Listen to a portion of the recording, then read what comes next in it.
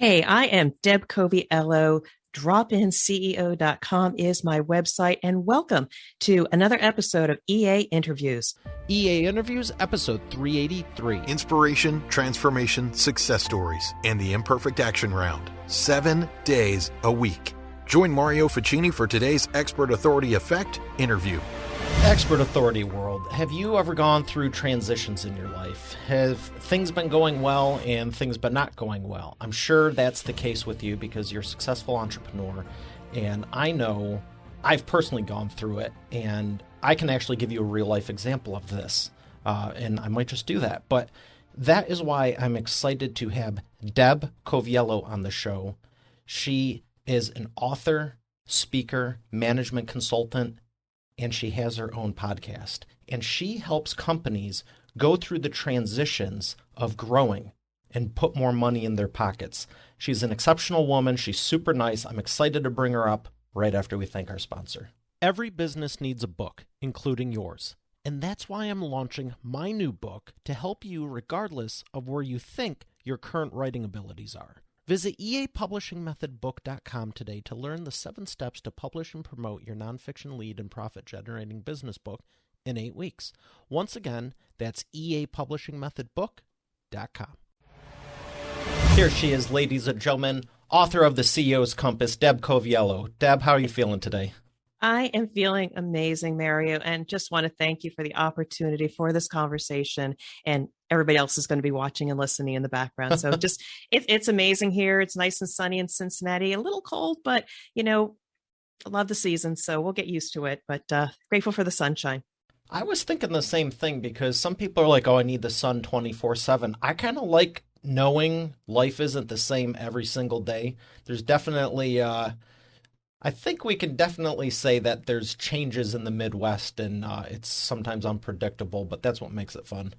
Yeah, I've always loved the 4 seasons. Went to Florida, thinking about going to Florida, but you know what? I love the changing of the leaves as well as the spring. So I think I'll stick around in the Midwest. It's a great place.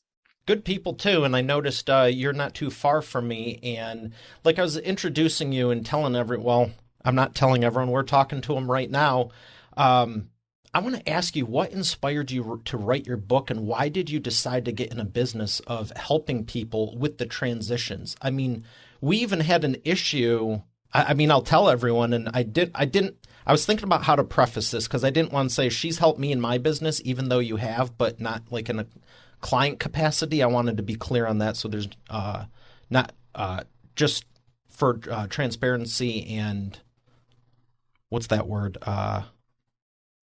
Integrity, transparency, one of those good things. But you did help me because we had an issue on the last one. I was so excited to have you up, and then everything wasn't going well.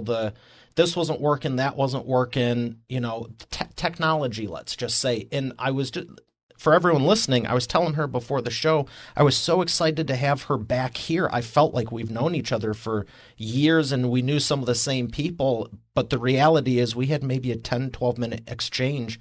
But she was one of the nicest people that I remember her saying, let's take the anxiety out of it. Okay, what can we do? It's not that big of a deal. And I was just like blown away because in business, I think we all know, not everyone, I have 2 examples in the last 24 hours.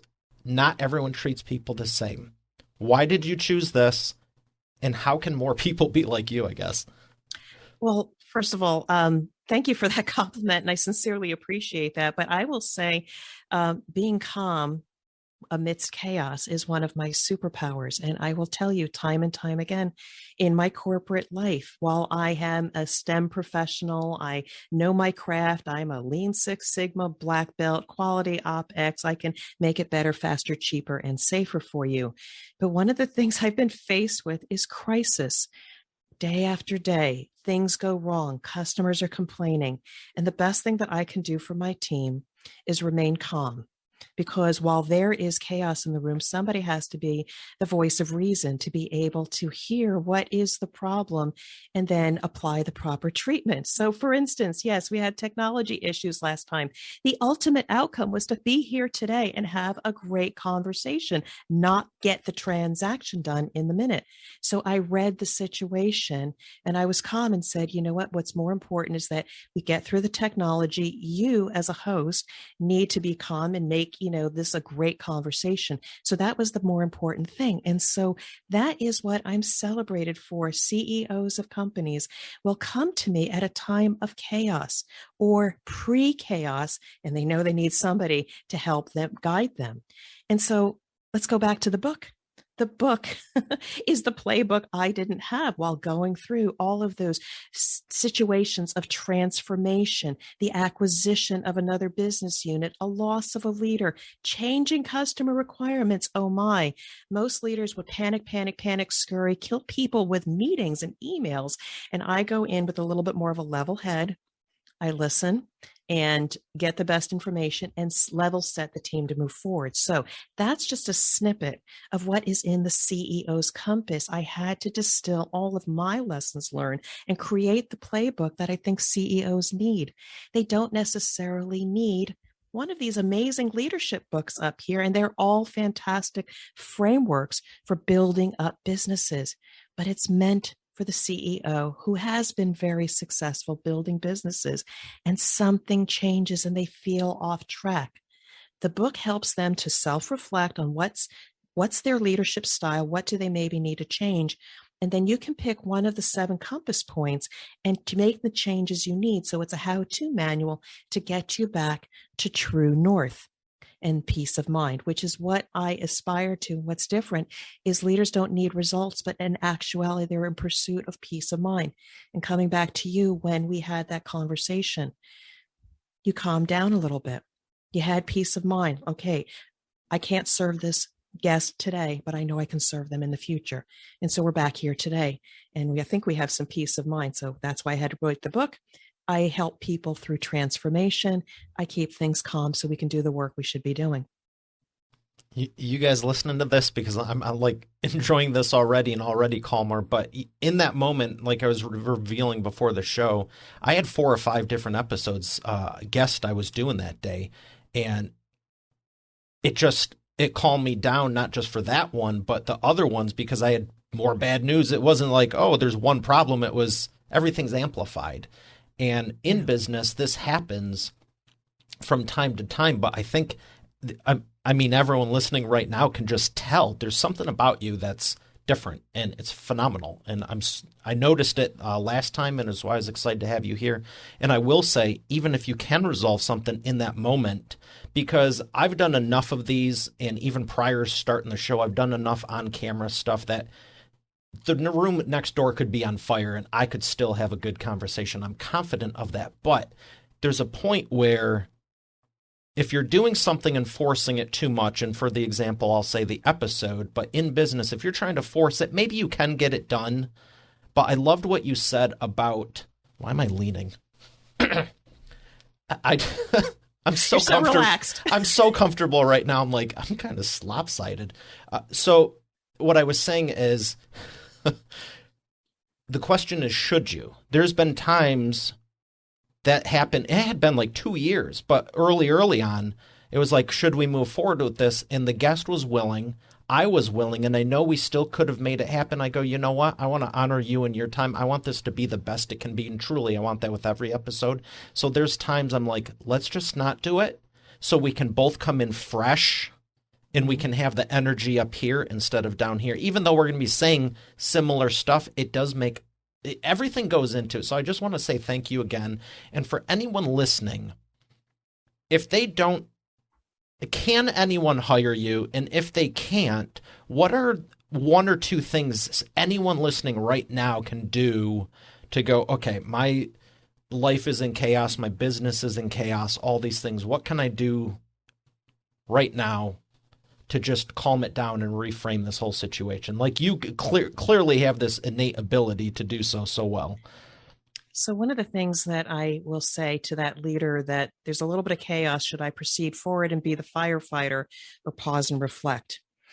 And the greatest power that you have and the courage is to pause and reflect and not move forward and run into the fire. Because what do you want to be known for?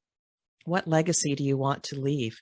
That person that runs into the fire, and at the end of the day, you get that result. But what chaos did you create in that process of surging forward and driving the team towards an outcome? You've kind of overwhelmed and burnt out the team. If a leader has personal accountability and says, I need to pause. Do I know what I need to do? Do I need to change my approach in this situation? Think about your leadership and why you lead, and only then do you proceed forward. And that's hard for leaders. We are rewarded for action and activity and results. And it's the courageous leader that can just pause and reflect, read the room, and say, I need to pause and let's reschedule. Let's do this in the future. It's not a sign of weakness. It's a sign of strength. And so I have had too many times in my career, even when I left corporate and started my own business, a lot of reflection. What was I good at? What was I passionate about? Who did I want to work with? Who did I want to serve? And I'm now serving amazing clients. I don't have a ton of business, but I have the right business. And so a leader needs to pause before moving forward with their team, because then they need to lead their team, not drive their team. Wow. So I know something else you've done, and what I love about you is not only that you're helping people in this way, and you're great at it, obviously, but you have the book, but you also have your show, The Drop-In CEO. What inspired you to start the podcast, and why are you making so much available for free, and also a free to a low stepping stone point, I should say, because I'm sure people realize that when you hire a high-end consultant like yourself, it's probably not free or $20 or 30 or whatever you're selling, depending on what edition of the book you have. Why are you taking your time, energy, and resources to make this available to people? So this is where the authenticity comes through. And I hate that word, but this is the real Deb. Pull back the curtain here. Oh my, I love to create. I love to speak. I love to share my thoughts. And I'll tell stories about being a very talkative kid, and that didn't fit into the educational system. Can you keep Debbie quiet? Okay, we'll try. And then later, why? Asking why, always being inquisitive, and then being told to be quiet. Ask me offline. So I have had a long career of being a frustrated speaker, and not being able to have a platform. So when I started my own business, I said, oh, podcasting, let me go on a show. And I loved it. And then I was chasing. Can I be on your podcast? I'd love to be on your podcast. And then I just realized I was tired of chasing. I can speak on my own terms. So having my own platform to be able to invite insights and inspiration from industry leaders, have conversations, learn from them, create content for others. It is a joy, because I know whether I know the people listening or not, I am doing good work for them now. I believe in being of service and building that trust for free, because that's how we build relationships. And again, if it converts into some kind of collaboration, so be it. And it has. But then I offer the book, The CEO's Compass, because if you want more of my insights, and I do talk about the book in my own podcast, you can go to that and get more details of how to do it yourself. If you're faced with transition or chaos, you can do it yourself. But ultimately, if you have the courage, you may not have the capacity or the capability to do it alone. And that's where I can come in. But I believe in giving first, sharing these insights with you. That's why I did the podcast, and I'll do it for as long as I can. I just love this media, especially also being a guest on your show. It's just a great platform. It is. It is. And thank you for that. But more good Midwest here. I swear the people. I can tell you're one of the right people, and I'm glad you're here, because the whole reason I started my show is to bring more of the good people to the world, because frankly, there's enough bad out there, and the news doesn't shy away from airing it. And I don't know if this is going to get me in more trouble, because it already has, but I don't feel like I should ever have to step down from saying what's on my heart, especially if it's something good.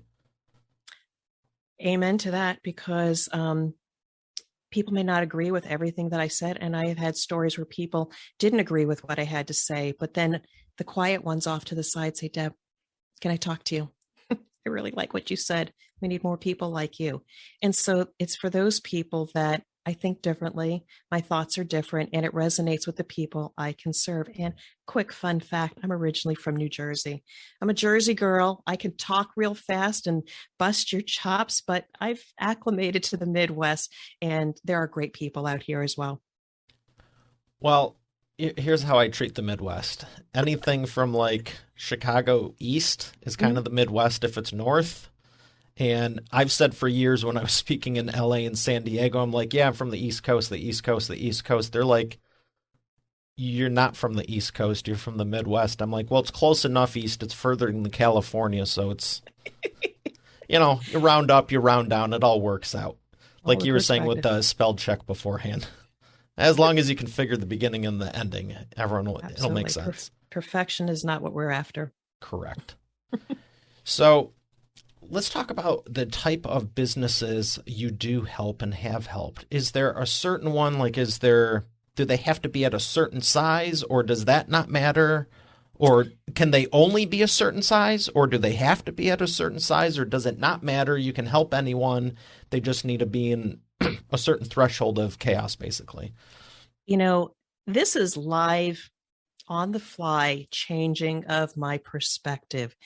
And while I have worked for Fortune 500 companies, I have that pedigree and expertise of that, having all the resources and money and travel and support systems. While I have been attracted, or people that have been attracted to my work are the medium-sized businesses, because they have leaders that realize they've been successful with a good knit culture, but when things get ahead of them, they need external support. But you know what? Just a little while ago, a major company reached out to me, and they're much bigger than just a medium-sized company. So I have to requalify. It's any leader that is going through some kind of transformation in their operations that has the courage and the realization they can't do it alone. So if you want to put me in a box, and I don't prescribe to that, $5 to $200 million worth of sales is the medium-sized company, 5 people working with the business owner up to about 100. Those are the best environments I have worked on. You can do great work. The people turn on a dime and they sincerely appreciate you. And there's usually follow-on work because of the relationship. So box, but don't box me. Well, I appreciate you narrowing it down so we have some context, but I could make a joke about the screen here because I did put you in a box. Go ahead. Go for it. No, I mean, literally, like with the way the screen looks, we're both in boxes. So, yeah, I don't prescribe for that. People often need to profile, put you in a box so that they can understand you, and I'll go there. But I don't prescribe to be like everybody else. Somebody once asked me, I said, so are you a fractional COO, fractional CEO? And I said, no, I'm the drop-in CEO. I will be whatever that C-suite leader needs me to be, leveraging my expertise, helping partner through that change, the downsizing, loss of leadership. And I'll either pull in my skills or other skills and be what they need. So don't put me in a box, because then you limit my ability to serve others. What has been one of the biggest issues you've dealt with? You don't need to say the company or anything if you don't want to, but give us an example of like you dropped in somewhere and it was just... how much of a chaos thing? Was this just, I don't know how to deal with Debbie and Dan, they're arguing, or is it like some M&A going on and it was just dirty? I talk about this quite a bit, and thank you for that question. Even the best companies around have flaws. And while on paper they can lead an initiative, they've got resources, spreadsheets, drumbeats, and meetings, and on paper it looks good. But they fail to look at the human perspective when they make these changes or go through transformation. And yeah, they say they respect the people. Everybody's coming to the meetings. We keep everybody informed. But in one situation where we were integrating another company into ours, on paper, we were doing all the right technology things. Tech's really important to make businesses run. They were laser focused on that. They had the best technology. But what they didn't spend time doing is understanding the customer requirements and what they really needed that was not negotiable.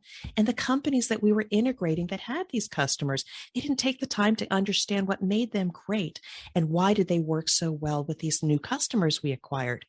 And so on one side of the business, when we flipped the switch, that business failed because we couldn't supply the customer. Data was wrong, and we had a hard time servicing that customer.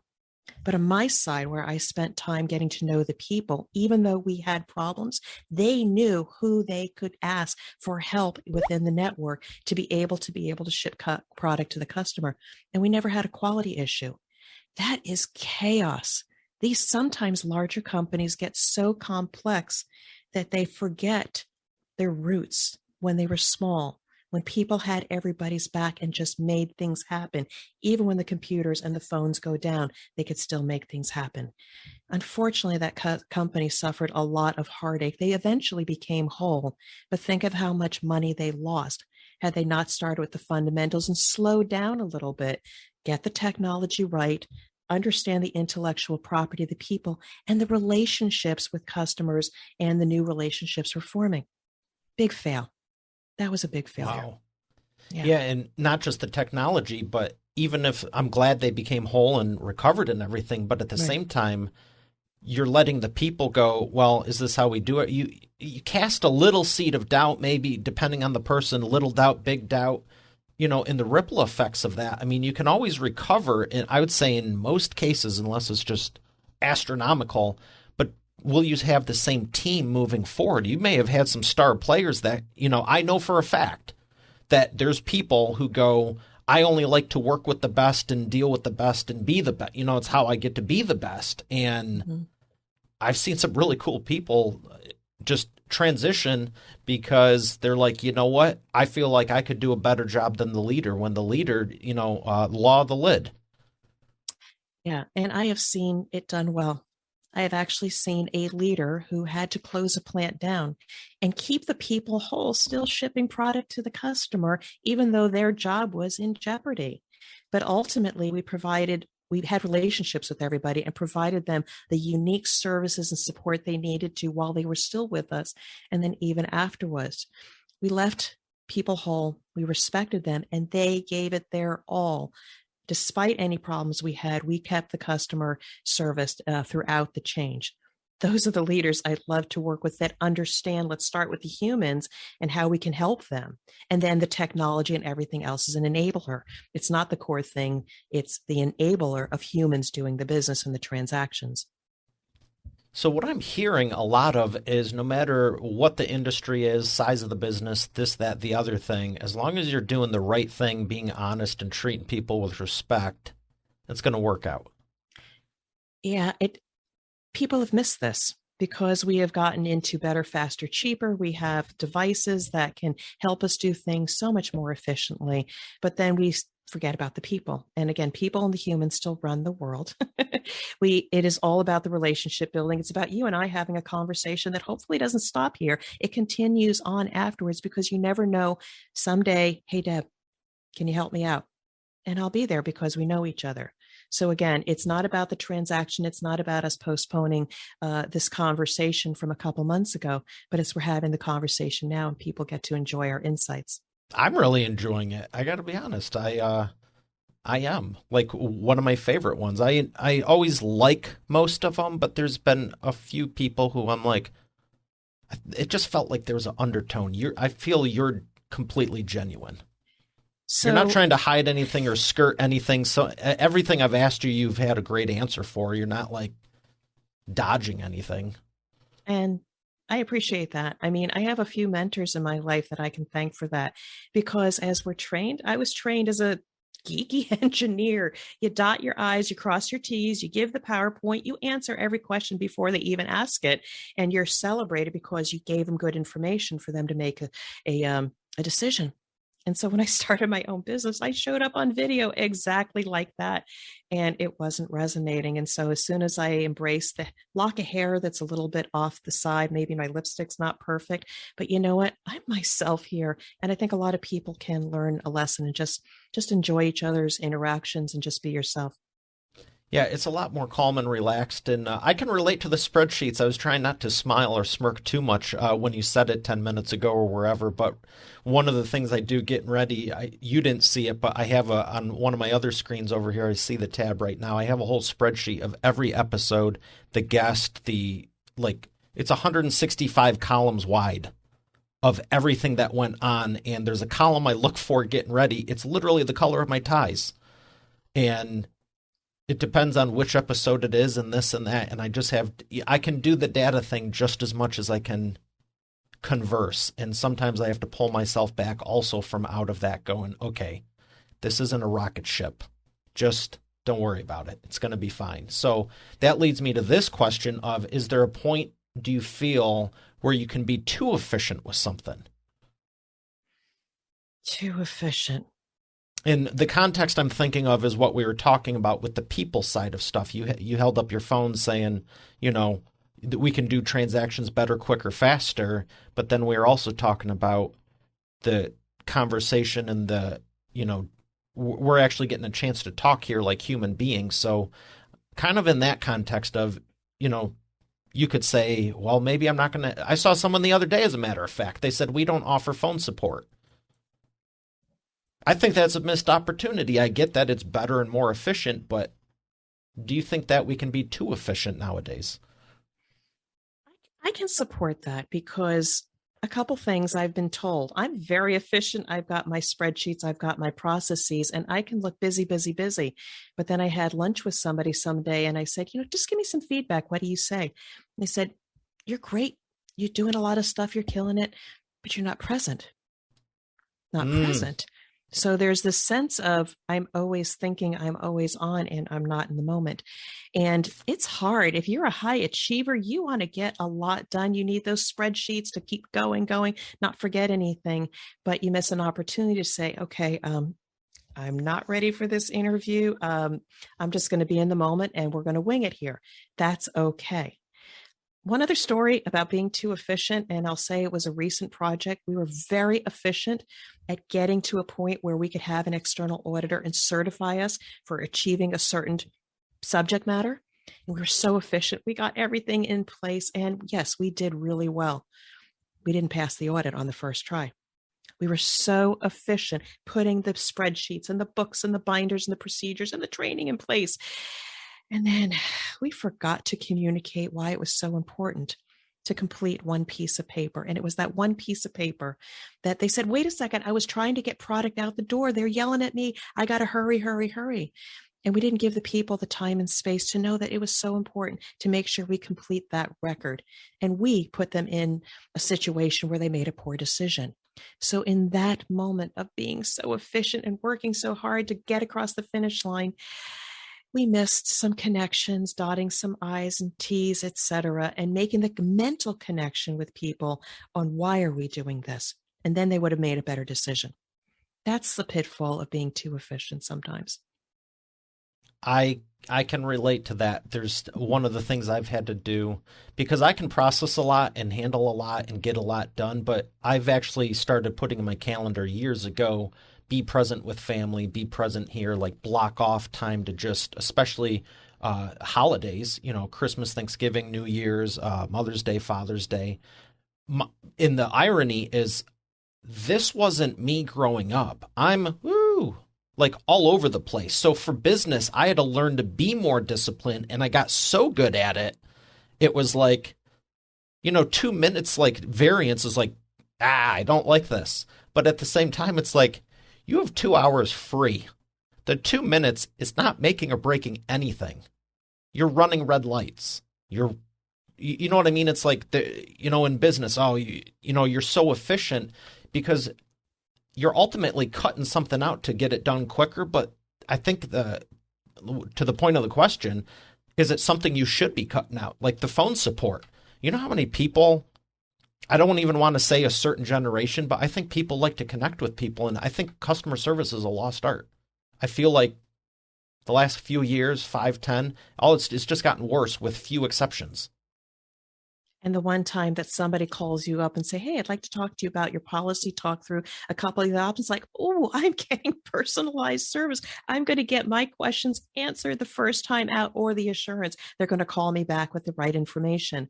In the I know what you're saying, the efficiency, all the menus, the texting, a lot is lost in translation, and people are stewing because they can't get their questions or issues resolved because efficiency, we replace the humans, but it's humans that still make decisions for the most part. Absolutely. There was 2 examples in the last 24 hours of horrible situations, I could say. And then there was one that I thought I was going to have to do later, and they were so efficient it took a minute and a half. And now it's done, and I'm excited for it.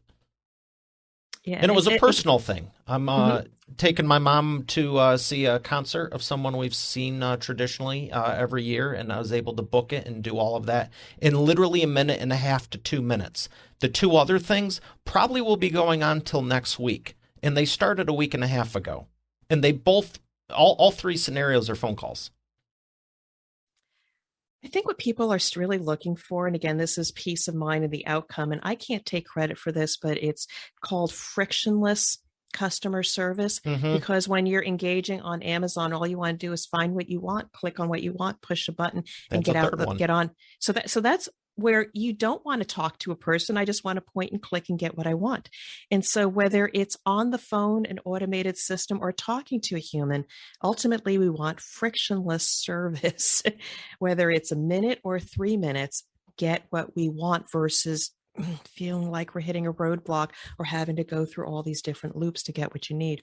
Yeah, or it takes 2 hours and 54 minutes to even talk to someone. Really? You're going to leave me on hold for 3 hours? So I'm so glad you're doing the right things with the right people. I got a couple more questions. One of them is, shabam, this is what I was hiding last time that I thought you saw, but you didn't. Yellow or black? Black. You sure? I'm just saying black. You asked the question. Okay, I'm just teasing you. There's no wrong answers. So we got black here. This is the wheel of whatever. My question for you is, what is something you would like to do that you haven't done yet? And it doesn't have to be business related. I didn't want to pinpoint it to travel or something with your family, but what is something really out there I'll be honest, I was going to ask you this one, but I didn't know if it would make you uncomfortable. Tell me something you've never told anyone. I can't do that. Okay, that's fair. I can't do that one. But what is it? What is something you'd love to do that you haven't done yet? Well, I realize I love cruises, and I would love to take a cruise to Alaska. I just think there's something about seeing a part of the world that is amazingly beautiful. That's a little bit on my bucket list. We are going to go on a cruise to the Bahamas and all of that, but going on a cruise to Alaska would be amazing. I've never been to Alaska, and I just think there's some beauty there. That's something I've been talking to my husband. We need to think about doing, but something that I've never told anybody. I want to keep that at bay. Okay, that's fair. I would agree. I've wanted to go on an Alaska cruise. I've always loved photography and videography, and it really is. I've seen pictures. I mean, I think we've all seen pictures, but there's a lot of stuff, like we learn our whole life, and now with computers and everything, it's like you believe it's real because you've seen it 100 times, like alligators, animals, whatever, penguins, but it's like, really? How do you know? All we've ever seen is pictures and videos for the most part until you experience it live. Yeah, I mean, I'm not I wish I could give you a more exciting answer. That's a great answer. My needs are simple. I love to travel. I love going to Europe. My children are in Europe. I had a chance to go there in August. We're going to go to the Caribbean. I love being on a cruise ship. I love beaches, any place warm, but Alaska is intriguing, and I'd love to do that someday. Would you ever want to scuba dive in the Alaskan Arctic? I'm going to say that doesn't interest me. On the other hand, unless I've experienced something, I never know. Dry suit. Is it? You've done that? Or a submarine. Those are two I would find interesting. I have all kinds of fun ideas. But thank you for playing along and answering. We're going to thank our sponsor real quick and come back for the Imperfect Action Round. You've heard me say every business needs a book, including yours. And it's true. And that's why I'm launching my new book at eapublishingmethodbook.com so you can learn the 7 steps to publish and promote your nonfiction lead and profit-generating business book in 8 weeks. But you know what?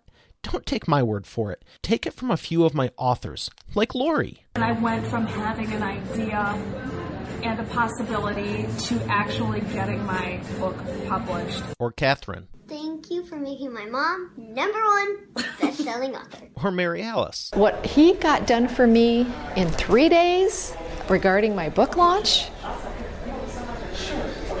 unmanageable. John Cody. I've worked with Mario over the phone and online, and he's been very helpful in getting me where I needed to go with promoting my books. Rocio. There's no way in the world I would have been able to do this with somebody else.